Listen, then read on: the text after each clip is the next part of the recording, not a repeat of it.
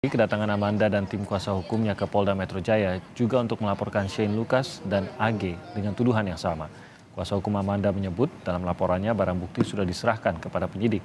Selain itu, kliennya saat ini sedang menunggu jadwal pemeriksaan penyidik atas laporan tersebut.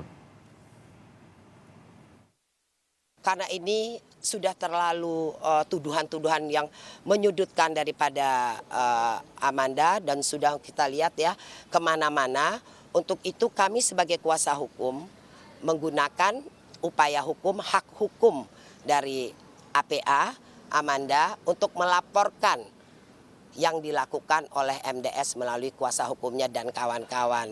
Maka itu kami melaporkan mereka dengan laporan sementara ini ya fitnah dan penyemaran nama baik ya.